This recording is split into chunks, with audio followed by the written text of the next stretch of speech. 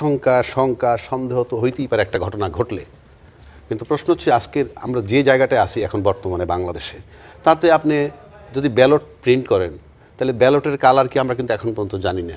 কথার কথা বলছি আমি, তর্কের খাতিরে আমরা কোন ব্যালটে ভোট দেবো সেটা কালার কি, ব্যালটের ডিজাইন কি, কিছুই আমরা জানি না। যদি এই ব্যালট পেপার বানাইতে তাহলে ডিজাইনটা পাইতে হবে, 1 নম্বর। 2 নম্বর হলো আপনি সিল বানাইছেন, আমার কাছে মনে হয় না যে বাংলাদেশে এখন সেই জায়গায় আছে। আপনি জামাতের ওয়ার্ড সেক্রেটারি ধরা পড়ছে, ওকে, এটা করলে তো সে গ্রেপ্তার হইতেই পারে, সেটা নিয়ে আমার প্রশ্ন না। প্রশ্নটা আমার কাছে মনে হয় বাংলাদেশে কি এখন এই জায়গাটা আমরা আসি যে আপনি সিল বানাবেন, ব্যালট মারবেন, ভাঁজ করে নিয়ে যাবেন, ব্যালট বক্সে দেবেন, হয়ে যাবে ভোট? আমার মনে হয় না, সেই জায়গায় নাই এখন। তাহলে আমাকে একটু উত্তর দেবেন, আমি বলি একটু যোগ করে দিই যে ন্যাশনাল আইডি কার্ড নম্বর, বিকাশ নম্বর সংগ্রহ, এগুলো আসলে কিসের সাথে সম্পর্কিত? এই যে ন্যাশনাল আইডি, এনআইডি আর কি বিকাশ, মানে এনআইডি নাম্বার আইনে বিকাশে টাকা দিব আর নোট রাখবো, সোজা বাংলা হইলো এইটা। জি, তো এইটা যদি এতে কি প্রাইভেসি সিক্রেসি যদি নষ্টই হয় আমি ধরে নিই, তাহলে আপনি স্বতন্ত্র প্রার্থীর বেলায় যখন 1% ভোটারের এনআইডি লাগবে, তার কপি দিতে হবে, তারপরে ভোটার নাম্বারটা লিখতে হবে, তার স্বাক্ষর লাগবে, তাতে সিক্রেসি যায় না, তাতে প্রাইভেসি যায় না। আমি তো মার্কড হয়ে যাচ্ছি যে আমরা স্বতন্ত্র প্রার্থীটা স্বাক্ষর করছি, সুতরাং বড় পার্টি উনি আমাকে মার্ক করতে পারে, তুমি ভোট দিবে ওরে, সবটাই তো আছে, এগুলো তো কোনোটাই যায় না নিয়মে। আর এনআইডি আনার, এনআইডি সংগ্রহ করে কী আছে, এনআইডি কি তালিকা পাওয়া যায় না? এনআইডি ফোন নাম্বার দিয়ে এনআইডি পাওয়া যায়, নানান কায়দায় পাওয়া যায়। তা আপনি এনআইডি পাইলে বিকাশে টাকা দিবেন, এই বিকাশে টাকা দিবে, তারপরে ভোট দিয়ে দিবে, বিষয়টা তো এত সহজ, তো হয়েই গেল ইলেকশন। আমি এনআইডি নাম্বার আনলাম। দেখানোর যে চর্চা আমরা সবসময় দেখে থাকি, তাহলে কি দিয়ে প্রলোভন দেখানো হয়? আমি প্রলোভন নয়, এখন প্রলোভন কেউ দেয় জান্নাত দুনিয়া, কেউ দেয় আখেরাত, কেউ দেয় দুনিয়া, কেউ দেয় আখেরাত। যেমন ধরেন আপনি দুনিয়া মানে কি, এই দুনিয়া মানে একটা ফ্ল্যাটে থাকবো, একটা ঘরে ভাড়া থাকবো, কিংবা এগুলো যদি বাদ দেই আমার খাওয়া দাওয়াটা দরকার। খাওয়া দাওয়া মানে আমরা বলি রিজিক, রিজিকের মালিক আল্লাহ। এখন আপনি যদি মনে করেন আমার জন্য এখন কার্ড দিবেন, ফ্যামিলি কার্ড দিবেন, ফ্যামিলি কার্ড দিলেন, অথবা ক্যাশ টাকা দিবেন, এই তো দুনিয়া, রিজিক। আর জামাত বলতেছে এই করলে আপনি জান্নাতে যাবেন, বাহ কি সুন্দর, একজনের দিতেছে দুনিয়া, একজনের আখেরাত, তা ভাগ করে 150, 300 নিয়ে 300 সিট নিয়ে নিলেই হয়। তোমরা দাও দুনিয়া, ওরা দিবে আখেরাত, দেশ চলতে থাকুক, জনগণের চাওয়া পাওয়া কিছু থাকবে না। আর একটা কথা, ওই যে ভাই বললেন বোরকা, ইয়েস, আপনি বোরকা পরে যদি কেউ ঢুকে ডেফিনেটলি প্রবলেম হবে, কিন্তু তারা হজে যায় না, তারা পাসপোর্ট বানাইছে না, তারা এনআইডি করছে না, তাদের ব্যাংকে অ্যাকাউন্ট আছে না, সমস্যা কোথায়? আমার তো মনে হয় না কোনো সমস্যা আছে, তারা ওই তৈরি হয়েই যাবে। আমি ভোট দিতে যাবো, আমি নিনজার মতো বোরকা পরে গেছি, ওইটা দিয়ে আমার বললি দিয়ে দিবে? অফকোর্স। আমি আপনি ফেস শো করেন, ফিঙ্গারপ্রিন্ট দেন, আপনি এনআইডি বাইর করেন না। উনি যে প্রসঙ্গটা তুলেছিলেন যে ফেস শো করতে বললে নতুন কোনো ঘটনা, এইসব প্রেমের আলাপ চলবে না। আপনি ভোট দিতে গেছেন, ফেস দেখাইতে হবে, ভোট দিতে গেলে ফেস দেখাইতে হবে, অথবা আপনি এনআইডি একটা নিয়ে যাবেন, এনআইডি আসলেই তো বেরোবে, নাম টাম সব বের হয়ে যাবে, তার সাথে ফেস মিলাবেন, কোনো কঠিন কাজ। যদি ফেস মিলাইতে না পারে, গেট লস্ট, আপনি বেরিয়ে যান, সিম্পল। এখানে কোনো প্রেম নাই তো, এটা ন্যাশনাল ইলেকশন, এটা সমিতি না।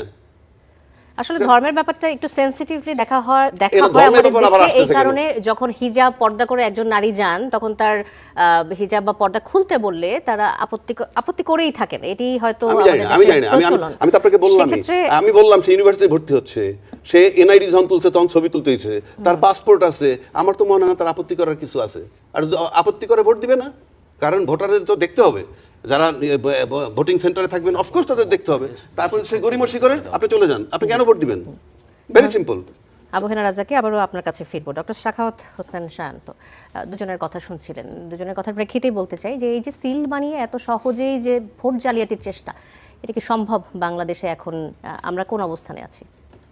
আপনাকে ধন্যবাদ জানাচ্ছি, এবং আমার সঙ্গে দুজন সম্মানিত আলোচক আছেন এবং যারা শুনছেন সবার জন্য শুভেচ্ছা রইল। ওয়েল, সিল বানিয়েছে, ধরা পড়েছে, মামলা হয়েছে, এখন তদন্ত হবে। তো রতন ভাই তো সম্ভাব্য কারণ দু একটা বললেন, বিভিন্ন জায়গায় স্পেকুলেশন হচ্ছে, রাজাকি ভাই আবার সেটাকে নাকচ করে দিলেন, কিন্তু যাই হোক, কিন্তু কেন বানাতে পারে আচ্ছা আমি শেষ করি ভাই, প্লিজ প্লিজ প্লিজ প্লিজ। ওকে, তো সেই ক্ষেত্রে ধরেন যেহেতু বিশ্লেষক হিসেবে আসছেন, একটা ধারণা তো মানুষকে দিতে হবে, বিজ্ঞ আইনজীবী তো একটা ধারণা আমাদের দিলে আমি 2টা ধারণা পেতাম অন্তত, কিন্তু 2টা ধারণা পাইনি, একটা ধারণাই পেয়েছি। ফলে আমার কাছে মনে হয় এই সময় এটা তো একটা ঝুঁকিপূর্ণ কাজ। এই যে ধরা পড়লো, এখন জেল খাটবে, শাস্তিও হতে পারে, এই ঝুঁকিপূর্ণ কাজটা সে কেন করবে? কোনো কারণ ছাড়াই করেছে এটা মনে হয়, নিশ্চয়ই কোনো কারণ আছে। তাহলে একজন রাজনৈতিক দলের নেতা তিনি এই যে নকল সিল, নকল ব্যালট যে বানাবেন, কতখানি ঝুঁকি নিলেন কোন লাভে বা লোভের আশায়? সে লাভ এবং লোভ হচ্ছে তারা দীর্ঘদিন ধরে জান্নাতি টিকিট বিক্রি করে সম্ভবত এর ক্রেতা খুব বেশি পাচ্ছে না, তার উপর ভরসা করতে পারছে না। কারণ 3-4 সিট পাওয়া, এককভাবে ইলেকশন করলে 3-4 সিট পাওয়া একটা দল, আর জোটে থাকলে সর্বোচ্চ 17-18টা সিট পাওয়া দল। তাদের এমন কিছু ঘটে যায় নাই এইবার যে তারা নির্বাচিত হয়ে মানে প্রধান বিরোধী দল হওয়ার ধারে কাছে আসতে পারতো না মানে নতুন যদি কি গণঅভ্যুত্থান না কৌশল হতো। তারা যোগ করতে চাচ্ছে? সেই ক্ষেত্রে তারা এমন একটা আবহ তৈরি করছে যে অ্যাজির তারা মন্ত্রী পরিষদ গঠন করে ফেলেছে। এই আবহটা আগে ভাগে কেন তৈরি করলো, এই হাইপটা কেন তুললো? কারণ তাদের এরকম অনেক নিশ্চয়ই ডিজাইন আছে যে কারণে লক্ষ লক্ষ নতুন বোরখা তৈরি হয়েছে, বোরখার কাপড় আমদানি হয়েছে, সে বিভিন্ন পরিসংখ্যান তাই আসছে এখন। বোরখার দুই ধরনের ব্যবহার, দুজন আমাদের দুই ধরনের ব্যবহার। এই বোরখা রাজনীতির দুইটা ব্যবহারটা কি আসলে বলি, সেটাই বলছি। বোরখা রাজনীতির দুইটা দিক আছে। একটা দিক হচ্ছে সেটা একটু লঘু পাপ বলতে পারেন আপনি, খুচরা পাপ। সেটা হচ্ছে গিয়ে প্রান্তিক নারীদের কাছে যারা সবসময় ধর্মীয় কারণেই বোরকা পরেন, তার একটা বোরকা আছে সেটা পুরনো হয়ে গেছে বা একটু নষ্ট হয়ে গেছে, তাকে যদি গিয়ে একটা বোরকা গিফট করা হয়, বই না আপনারা দিলাম, সে খুশি হয়ে যায়। তারপর তার সঙ্গে একটা সম্পর্ক তৈরি, আমাদের একটা ভোট দিয়েন। এরকম করছে গ্রামে গঞ্জে। কোথাও কোথাও আবার এটা করছে যে বাচ্চাটাকে কোলে নিচ্ছে, একটু চিপস দিচ্ছে, চকলেট দিচ্ছে, তার বই না আমাদের ভোটটা দিবেন, কিন্তু এইবার কিন্তু আমাদের মার্কা, হ্যাঁ, আল্লাহর পথে। তারপরে সে বলল, কেউ তো মুখের উপর না করে না, দিব না, হ্যাঁ দিব। বাচ্চাটার মাথায় হাত দিয়ে নাকি কিরা কাটায় যে কথা দিলেন, কিন্তু এই প্রক্রিয়া ওইখানে বোরকার একরকম ব্যবহার, উপঢৌকন হিসেবে ভোট কেনবার জন্য। আর এক রকম ব্যবহার যেটা ধারণা আশঙ্কা করা হয়, এটা সত্য হবে কিনা সেটি ইলেকশনের দিন আমরা বুঝতে পারবো যে কেমন অভিযোগ এরকম আসে। সেটা হচ্ছে তাদের দলীয় কর্মী বাহিনী তারা বোরকা পরে জাল ভোট দেওয়ার জন্য এই কাজটা করবে বোরকা পরে। কারণ কিভাবে করবে? বোরকা পরে দুই রকমভাবে। এক হচ্ছে একই জন একাধিকবার ভোট দেওয়া, অতীতে বোরকা ছাড়া নর্মালরাই একাধিকবার ভোট দিয়ে ওই যে কালি মুছে আবার গিয়ে এই কারবার করেছে, এই অমোচনীয় কালিও মোছা যায়, সেই কারবার করেছে। আর সেইখানে যদি বোরকা পরে হয় তাহলে তাকে যাচাই বাছাই করাটা সময় সাপেক্ষ, এবং ওইখানে যদি তাদের প্রবল একটা আবহ তৈরি করে যে তারা সংখ্যায় বেশি, তারা একটা প্রভাব বিস্তারকারী সংঘবদ্ধ শক্তি, তাহলে অনেকে বাধা দিতেও সাহস পায় না। এইরকম একটা পরিস্থিতি করতে পারে। আর একটা হচ্ছে এই বোরকার আড়ালে তারা বাইরে থেকে এই যে সিল বানিয়েছে, নকল ব্যালট বানাবে, এইখানে সিল দিয়ে এই বোরকার আড়ালে নিয়ে যাওয়া তুলনামূলকভাবে সহজ। সে নিয়ে গিয়ে তার নিজের ভোটটার সঙ্গে আরও 50টা-100টা ভোট ওই বাক্সে সে ফেলে আসবে। কি করবেন আপনি? এত যত সহজে রাজ্জাকি ভাই বলতে পারেন যে না হলে ঢুকতে দেবে না, চেহারা দেখাবে, মানে এত যে যত সহজ বলেন, তাহলে বাংলাদেশে যে বছরের পর বছর নির্বাচনে বিভিন্ন রকমের জাল ভোট হয়ে আসছে, কিভাবে হয়েছে? আজকেও আমার কাছে একাধিক ভিডিও ফুটেজ আসছে, এখনো পর্যন্ত জামাতের এই বোরকা পরিহিত নারীরা গিয়ে এনআইডি নাম্বার চাচ্ছে, তাদেরকে চ্যালেঞ্জ করছে যখন যে কেন আপনি এই নাম্বার কেন নেবেন, কেন চাইলেন এটা। তারপর যখন ভিডিও করছে, ঘুরে যাচ্ছে যে আপনি মোবাইল রাখেন, তাহলে না আপনার কথা বলতে হবে, কথা না বলে ঘুরে চলে যাচ্ছে। এখন এইটা নিয়েই আবার এই যে ঘুরে চলে যাবে, আবার অভিযোগ করবে আমাদের নারীদের হেনস্থা করেছে। তাদের মনে প্রাণে হচ্ছে কি এবার যে কোনো উপায়ে জিততে হবে, নামে ইসলাম নিয়েছে, দলের নামের মধ্যে ইসলাম নিয়েছে, নারীদের হেনস্থা করছে, নারীদের নিয়ে বাজে শব্দ বলছে, সেনাবাহিনীর সদস্যদের নিয়ে বা বাহিনীকে বাজে শব্দ আবারও বলছে। আসছে আপনার কাছে আবু হেনা রাজ্জাকি, আপনার কাছে আসতে চাই যে আপনি এই ব্যাপারে কিছু যোগ করতে চান কিনা, যে কথাগুলো বলছিলেন এটার ভিত্তি কি? ভাই আমি কেমনে বলবো, উনি বলতেছেন বোরকার, আমার না এই প্রশ্নগুলো আমি দেখি জামাত অনেক ভাগ্যবান আমার কাছে মনে হয়। আমি যত টকশো খুলিলেই দেখি খালি জামাত নিয়ে আলোচনা, সব আমি চ্যালেঞ্জ করে দিলাম, আপনি সব চ্যানেল খুলবেন, টকশোতে দেখবেন খালি জামাত নিয়ে আলোচনা। জামাত অনেক ভাগ্যবান আমার কাছে মনে, তার প্রচারই করা লাগতেছে না। আপনি দেখেন না এখানে আসছে, উনি কেমনে ভোট পাবেন সে আলাপ করতে পারে, ওনার পাওয়ার ইয়ে কি, বা উনি কেমনে, সবাই আলাপ করতে আমরা জামাতকে নিয়ে আপনার এইটাই তো জামাতের বড় সাকসেস। কেউ কেউ বলতেছে জামাত নাকি গুপ্ত আছে, আমি দেখছি এমনও কথা বলতেছে। ওই আজকে গেলাম এক টকশোতে, সেখানে তার ব্যক্তির নাম বললাম না, সে বলতেছে বিএনপির ভিতরে নাকি 20% গুপ্ত আছে। এ পর্যন্ত তো বিএনপি গুপ্ত ধরতে পারলো না, কারো বাইর করতে পারলো না। আপনি যদি এত গুপ্ত থাকে আপনি বের করে দেন। মানে আমার কাছে ইনফ্যাক্ট মনে হয় কি, দেখেন আমাদের যে অতীত রেকর্ড আছে, অতীত রেকর্ডে 35% রাফলি বিএনপি। আমি এইটা জানবো না এই কারণে যেহেতু ইলেকশন হয় নাই।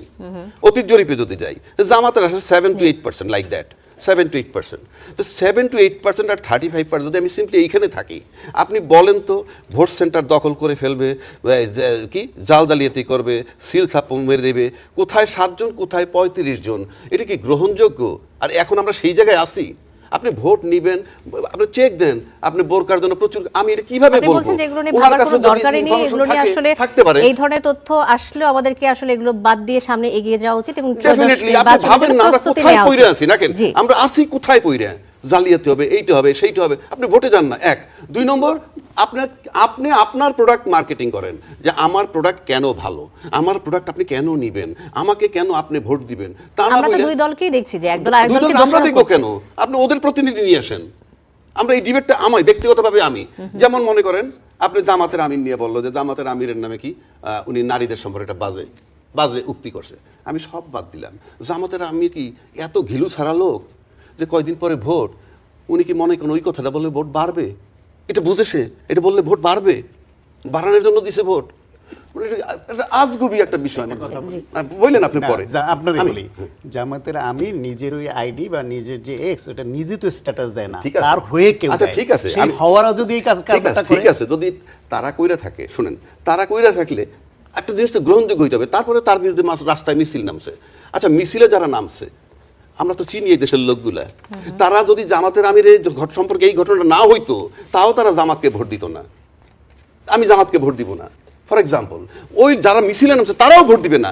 এমন যদি হইতো, তারা এসে যদি বলতো যে আমরা জামাতের ভোটার ছিলাম, কিন্তু এবার আমার জামাতের আমির যা বলছে আমরা আর ভোট দিব না, then it would have been justified. এটা জাস্টিফাইড। আচ্ছা, কিংবা 5,000 মহিলা যদি বোরকা পরা মহিলা নামতো, সুবহান আল্লাহ সুবহান আল্লাহ, আমরা একদিন কার জামাত করলাম, যে স্ট্যাটাস দিছে বোরকা পরে 5,000 লোক নাইমে, আমরা তাকে ভোট দিব। আমি নিশ্চিত করে যারা, আমি চিনি তো তাদের, মানে চিনি বলতে কারা, এরা কোন কালচারের, কোন, এরা কোশ্চেন, আপনিও জামাতকে ভোট দিবেন না, আমি এখানে বসে বলে দিচ্ছি, আপনি জামাতকে ভোট দিবেন না। তো আপনি জামাতকে ভোট দিবেন, যে জামাতকে ভোট দিবে না সে যদি রাস্তায় নেমে মিছিল করে, এটার ব্যবহারটা কি? আর সবচেয়ে বড় কথা হইলো, এত কিছু বলতে হচ্ছে কেন জামাতের ব্যাপারে? এত কিছু কেন বলতে হচ্ছে? জামাত বেহেশতের কার্ড দিবে, এটা আমরা বারবার বলি যে জামাতের না, বারবার প্রসঙ্গ উঠে আসছে, যেমন আমরা আনি কেন? যদি- আপনারা আনেন, এই যে সায়ন্ত ভাই আনলো, উনি আনলো, আলাপে আমি আসছে, আনলাম, আমরা সবাই আনতেছি। জি, আজকে সায়ন্ত ভাই এসে 5টা কথা বলুক না, বিএনপি ছাড়া বিকল্প নাই কেন? আসবে, ওই কথাও আসবে। এগুলো আমরা আসুক, কিছুক্ষণ আমরা পরে চাই আরেকটি সেইটা। বিষয় যাব, তখন বিএনপির কথা চলে আসবে। আপনি যেহেতু প্রসঙ্গটা তুললেন আমি- এবং আমার কথাটা কাছে ভালো লাগে আসলো যে জামাতের আমিরের যে এই অ্যাকাউন্ট বা ডিভাইস হ্যাক হওয়ার বিষয়টি, সেই সাথে গতকাল আমরা দেখলাম যে জামাতের সেক্রেটারি জেনারেল গোলাম পরওয়ার বলেছেন যে তার অ্যাকাউন্টও হ্যাক হয়েছে এবং এটি নিয়ে তারা বেশ প্রতিবাদ করছেন যে বিএনপি, বঙ্গভবন, ইন্ডিয়া একসঙ্গে প্যাকেজ প্রোগ্রাম করে জামাতে ইসলামের বিরুদ্ধে সাইবার অ্যাটাক করেছে, এমন একটি কথা বলেছেন। এমন অভিযোগের গ্রহণযোগ্যতা কতটুকু?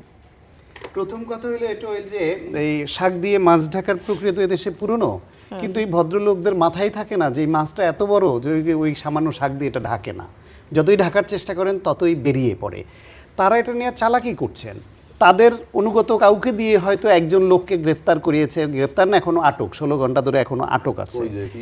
হ্যাঁ, কিন্তু আমরা বারবার দুটো জিনিস শুধু দেখতে চেয়েছি, যে 2 ফ্যাক্টর অথেন্টিকেশনে আপনার যে কোনো আইডি হ্যাক করার বা ওইটা ঢোকার কেউ চেষ্টা করলে আপনার মোবাইলে এবং ইমেলে দুটো মেসেজ আসে যে অন্য একটা ডিভাইস থেকে তোমার এখানে ঢোকার চেষ্টা করছে, এটা কি তুমি কিনা। শুধুমাত্র জামায়াতের আমিরের মোবাইলে এবং তার মেইলে এই হ্যাক করার চেষ্টার সময় এই দুইটা মেসেজ এসছে, মেসেজ দুটো ডিসক্লোজ করে দেখ, তারা প্রকাশ করে দেখ, তাইলে আমি আর রাজ্জাক ভাই একমত হয়ে বলবো হ্যাঁ অবশ্যই হ্যাক হয়েছে। আমাদের মধ্যে কিছু সন্দেহ তৈরি হয়েছে, সন্দেহটা নিরসন করার দায়িত্ব তো তাদের, সেটা করুক। সন্দেহ কেন হয়েছে? কারণ আল জাজিরায় জামাতের আমির সাহেব যে বক্তব্য দিয়েছেন, একদম হুবহু একই বক্তব্য ইংরেজিতে সুলিখিত, এটা একটা স্টেটমেন্ট, শুধুমাত্র প্রস্টিটিউট শব্দটাকে একটু ঘুরিয়ে যোগ করা হয়েছে, যেটা তাদের মনোভাবকেও রিফ্লেক্ট করে। কারণ তাদের দলেরই আরেক নেতা কয়েকদিন আগে বলছে যে ডাকসু বেশ্যাখানা ছিল। তারা এই অবস্থান ধারণ করে নারীর প্রশ্নে, সেটা আমরা অনেক প্রমাণ এরকম আছে হাতের সামনে। সেজন্য আরেকটা জিনিসও আমি এরকম শুনেছি, এটা প্রমাণ সাপেক্ষ, তারা নিজেরাও ভেবে দেখতে পারে, দলের মধ্যে জেলাসি থাকে, গ্রুপিং থাকে। ধরেন জামাতের আমিরকে বুয়েটের সাবেক ছাত্রলীগ গ্রুপরা এখন বেশি কাছে চলে গেল না ঢাকা ইউনিভার্সিটি কেন্দ্রিক গ্রুপ বেশি কাছে চলে গেল, তারা তো এটা পরিচালনা করে। তারেক রহমানেরও তো পেজগুলো সে নিজে সব দেখে দেয় না, অন্য দলেরও দেখে দেয় না। সেই ক্ষেত্রে ওই জেলাসি বা ওইটা থেকে দলের নেতার মনোভাব ধারণ করে কেউ না কেউ দিয়েছে, দেওয়ার পরে এখন তারা এইরকম করছে। আপনি দেখেন এই যে ঢাকা 17 আসনের যে ডাক্তার খালিদুজ্জামান, উনি যে ভাষা ব্যবহার করলেন, এটা কোনো ভদ্রলোকের পক্ষে এই ভাষা ব্যবহার সম্ভব? কিংবা জামায়াতের আমির চট্টগ্রামে অলি আহমেদকে পাশে পেয়ে একজন খেতাবপ্রাপ্ত মুক্তিযোদ্ধাকে পেয়েছে, সঙ্গে সঙ্গে সে মুক্তিযুদ্ধ বিরোধী একটা দলের নেতা, সে হয়ে গেল ইতিহাস রচয়িতা মুক্তিযুদ্ধের, বলে উই রিবোর্ড বলে বিদ্রোহ করেছে অলি আহমেদ। তো আমরা বিভিন্ন জায়গায় দেখছি যে চাঁদাবাজির অভিযোগগুলো আসছে, তো এই যে চাঁদাবাজির অভিযোগ ঘোচাতে আসলে বিএনপিকে কতটা পদক্ষেপ নিতে হবে বলে আপনার মনে হয়? বিএনপি বাংলাদেশে বুর্জোয়া পাওয়ার পলিটিক্স করা মধ্যপন্থী দল যারা আছে, তাদের প্রত্যেকের বিরুদ্ধে চাঁদাবাজি হোক, হাদিয়াবাজি হোক, ডোনেশনবাজি হোক, সব ধরনের অভিযোগ আছে। তার মধ্যে বিএনপি বড় দল, সাম্প্রতিককালে তাদের বিরুদ্ধে আওয়ামী লীগ হলো পতিত পলাতক বড় দল, এবং তাদের চেইন অফ কমান্ড ওই ধর্মভিত্তিক রাজনৈতিক দলের মতো না। তাদের বিরুদ্ধে অভিযোগ আছে বলেই হাজার হাজার নেতাকর্মীর বিরুদ্ধে নানান কারণে ব্যবস্থা নিয়েছে, বহিষ্কার করেছে, শাস্তিমূলক ব্যবস্থা নিয়েছে। বিএনপি চেষ্টা করছে, বিএনপি কোনোদিন অস্বীকার করেনি যে তার দলে একজনও চাঁদাবাজ নেই, আছে, কিন্তু ব্যবস্থা নিচ্ছে। আবারও ফিরবো আপনার কাছে, আমি এবার আসতে চাই রাজিকুজ্জামান রতন আপনার কাছে। আমরা যে কথাটি বলছিলাম যে জামাত যেহেতু অভিযোগ করছে যে বিএনপি বঙ্গভবন ইন্ডিয়া একসঙ্গে প্যাকেজ প্রোগ্রাম করে জামাত ইসলামের বিরুদ্ধে সাইবার অ্যাটাক করেছে, এই প্রসঙ্গে আমি ঠিক এই প্রসঙ্গে না, জাতীয় নাগরিক পার্টির আহ্বায়ক নাহিদ ইসলাম বলেছেন যে আসন্ন সংসদ নির্বাচন ঘিরে প্রতিবেশী দেশ ভারত ষড়যন্ত্র করছে। আওয়ামী লীগের পূর্বের যে ভোট কারচুপির নির্বাচন, সেটিকে ভারত সমর্থন করে এসছে, আমরা সেটা সবসময় দেখেছি। তো এবারও তারা কাকে মানে এই নির্বাচনে তারা কাকে সমর্থন করতে যাচ্ছে? এবার কি বিএনপির পক্ষে যাবে ভারতের সমর্থন, নাকি অন্য কোনো দলের দিকে? কি মনে হচ্ছে আপনার? ভারতের সঙ্গে তো কন্টেস্টিং দল হিসেবে যারা নিজেদেরকে দাবি করেন তারা সবাই যোগাযোগ করেছেন, এবং জামাতের একজন তো বলেছেন যে আমরা দেখা করেছি কিন্তু এ ব্যাপারে কিছু বলবো না আমরা, ঠিক যেমন জাতীয় পার্টি একসময় বলেছিলেন। হ্যাঁ হ্যাঁ, যেমন বলছেন। তো ফলে এটা আমাদের জন্য একটু লজ্জার, একটু উদ্বেগের, কিন্তু খেয়াল রাখতে হবে বিশ্ব রাজনৈতিক পরিস্থিতিতে এগুলো ঘটে। এখন আমেরিকার ইলেকশনেও আমেরিকা দাবি করে যে পুতিন নাকি নির্বাচনের প্রভাব বিস্তার করেছে। এইরকম সবসময় স্কেপগোট তো কাউকে না কাউকে বলা হয়। দেশের জনগণের সমস্যাটা কি, তাদের সমস্যা সমাধানের ক্ষেত্রে আমাদের উদ্যোগটা কি হবে, আমাদের কৃষি নীতিটা কেমন হবে? 2 দিন আগে তো আমরা ঢাকা না দিল্লি এই স্লোগানে উত্তাল করে তুললাম, তাই না? তারপরে এই অন্তর্বর্তীকালীন সরকারের সময় ভারতের কাছ থেকে তো সবচেয়ে বেশি পণ্য আমদানি করা হয়েছে, এমনকি ভরা মৌসুমে চাল আমদানি পর্যন্ত করা হচ্ছে, পেঁয়াজ আমদানি করা হচ্ছে, তেল আমদানি করা হচ্ছে, আর জ্বালানি তেলও ভারতের কাছ থেকে কেনা হবে, বিদ্যুৎ তো 2800 মেগাওয়াট কেনা হচ্ছেই ভারতের কাছ থেকে। ফলে এই যে একটা রাজনৈতিক স্লোগান তুলে ফেলা হয়, সেটা কি রাজনৈতিকভাবে বিভক্ত করো, অর্থনৈতিকভাবে সম্পর্ক রাখো, এই পরিস্থিতিটা যখন হয়। আরেকটা জিনিস খেয়াল করতে হবে যে প্রতিবেশী যখন থাকে, প্রতিবেশী যদি বড় প্রতিবেশী হয় তাহলে খুব সতর্ক থাকতে হয় ছোট দেশগুলোকে। যেমন করে কানাডার ট্রুডো বলেছিলেন যে আমেরিকার পাশে থাকা মানে হচ্ছে হাতির পাশে ঘুমানোর মতো, সে যদি একবার গড়িয়ে পড়ে আমার দিকে তাহলেই অবস্থা খারাপ। ফলে আমাদেরকেও, আমার 3 দিকে ঘিরে আছে ভারত, ফলে আমাদেরকে খুব সতর্ক পদক্ষেপ রাখতে হবে। আমাদের এখান থেকে কেউ হুঙ্কার ছুটছে দিল্লি দখল করে ফেলবে, রাজনৈতিকভাবে তারা কি প্রভাব ফেলেন আমাদের উপর এই মুহূর্তে? অবশ্যই রাজনৈতিকভাবে প্রভাব ফেলার চাইতেও বেশি গুরুত্বপূর্ণ তাদের কাছে অর্থনৈতিকভাবে প্রভাব ফেলা। আপনি বাংলাদেশ ভূ রাজনৈতিক অবস্থাটা দেখুন, বাংলাদেশের ব্যবসা বাণিজ্য একসময় ছিল ভারতের সঙ্গে সবচেয়ে বেশি বাণিজ্য ঘাটতি, এখন বাণিজ্য ঘাটতি কিন্তু চীনের সঙ্গে অনেক বেশি। কারণ চীনের সঙ্গে বাণিজ্য হচ্ছে আমাদের $25 বিলিয়ন, ভারতের সঙ্গে বাণিজ্য হচ্ছে আমাদের $15 থেকে $16 বিলিয়ন, আমেরিকার সঙ্গে বাণিজ্য আমাদের $10 বিলিয়ন। কিন্তু এখানে আবার পার্থক্য আছে, আমেরিকাতে আমরা রপ্তানি করি বেশি, থেকে আমদানি করি কম। কিন্তু এইটা আবার ঘাটতি পোষণের জন্য যে 35 সাল পর্যন্ত এখন আমেরিকার কাছ থেকে আমরা বিমান কিনবো, আমেরিকার কাছ থেকে আমরা যুদ্ধজাহাজ কিনবো, এই মুহূর্তে আমি পেঁয়াজ উৎপাদন করতে পারছি না, আমি কিন্তু হেলিকপ্টার কিনছি এই অন্তর্বর্তীকালীন সরকারের সময়। তা আমার কোন দিকে আমার থার্ড সেক্টর হওয়া উচিত ছিল? কৃষিতে, আমার শিক্ষায়, আমার স্বাস্থ্যে, নাকি হেলিকপ্টার? রাজিকুজ্জামান রতন, আমি আপনার কাছে আরেকটি বিষয় নিয়ে আসতে চাই যে সম্প্রতি একটি জরিপ হয়েছে, আপনারা নিশ্চয়ই ইতিমধ্যে জেনে গেছেন, যে communication and research foundation CRF এবং Bangladesh election and public opinion স্টাডিজের জরিপ অনুযায়ী জামাত 29.9% এবং 6.5% এনসিপি, জামাত জোট, তার মানে বলা যায় যে 36%, এবং বিএনপি পাচ্ছে 48%। এই জরিপ অনুযায়ী ত্রয়োদশ জাতীয় সংসদ নির্বাচনে এমন অবস্থান 2 দলের।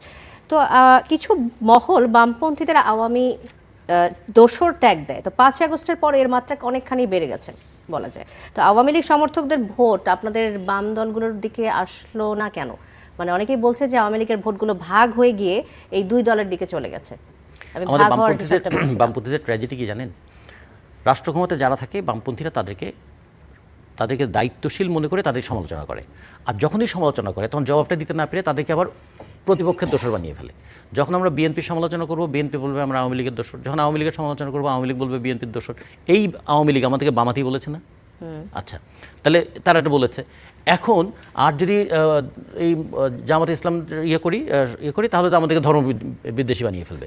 ফলে আমাদের যখনই আমরা কৃষকের কথা বলবো, যখনই আমরা শ্রমিকের কথা বলবো, যখন আমরা গণতান্ত্রিক অধিকারের কথা বলবো, যখন মানবিক মর্যাদার কথা বলবো, যখন আমরা নিপীড়নের বিরুদ্ধে কথা বলবো, তখন যেহেতু সেটা যুক্তি করতে পারবে না, কোনো না কোনো একটা ট্যাগ তো তাকে দিতে হবে। ফলে আমাদের কপালে এই ট্যাগটাই জোটে। ফলে এই ট্যাগটা এখন জুটছে। এবার দেখুন, আমাদেরকে যে বলা হলো না আওয়ামী দোষর, কিন্তু আওয়ামী লীগরা আবার যদি ভোট দেয় বিএনপিকে, তাহলে আওয়ামী লীগ কার দোষর? তাহলে বিষয়টাই অন্যরকম।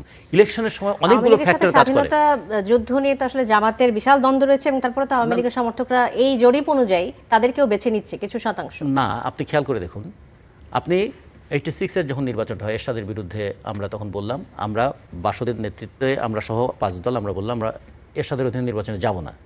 বিএনপি 7 দল, তারা বললে এরশাদের অধীনে কোনো নির্বাচনে যাবে না। সেই সময় আওয়ামী লীগ নির্বাচনে গিয়েছিল এবং জামাত নির্বাচনে গিয়েছিল। ইতিহাসটা মনে রাখতে হবে। এবং তারা সেই সময় এরশাদকে বৈধতা দেওয়ার ক্ষেত্রে সেই নির্বাচনটা 86-এর নির্বাচন গুরুত্বপূর্ণ ভূমিকা পালন করেছিল। 1। 2 নম্বর, 1996 সালে নির্বাচনের আগে 1994 সালে সালটা মনে রাখতে হবে, যখন যুদ্ধাপরাধীদের বিচারের দাবিতে উত্তাল আন্দোলন হচ্ছে, তারই একটা পর্যায়ে জামাতে ইসলামের সঙ্গে আওয়ামী লীগের বৈঠক হয়েছে। মতিউর রহমান নিজামী এবং শেখ হাসিনা বৈঠক করে তারা কৌশলগত ঐক্য করেছিলেন বিএনপির বিরুদ্ধে 1994 সালে। এবং তার প্রেক্ষিতে আবার 96 সালে প্রথমে ফেব্রুয়ারির ভোট, তারপরে জুনের ভোটটা হয়। তাহলে আওয়ামী লীগের সঙ্গে জামাতের মানে কৌশলগত ঐক্য করতে কোনো সমস্যা হয়নি। কারণ সবসময় যখন ফ্যাক্টরটা হয় গদিটা দখল করা, বিএনপিও বন্ধু হিসেবে খুঁজে নিয়েছে জামাতকে, আওয়ামী লীগও মিত্র হিসেবে খুঁজে নিয়েছে জামাতকে। এবং জামাত দুই দিক থেকেই সুবিধাটা নিয়েছে। এবং জামাতের যে জিনিসটা, আমি আসলে জামাতের আলোচনা করাটা আমার তো দায়িত্ব না, আমি তো বাসদ করি, কিন্তু ওরা একসময় বলেছিল 91 সালে যখন তারা বিএনপির সঙ্গে গেল, তখন তারা বলেছিলেন আমরা বড় শয়তানকে ঠেকাবার জন্য ছোট শয়তানের সঙ্গে জোট করেছি। বড় শয়তান হচ্ছে আওয়ামী লীগ, ছোট শয়তান হচ্ছে বিএনপি, কারণ নারী নেতৃত্ব তখনও তাদের কাছে গ্রহণযোগ্য নয়।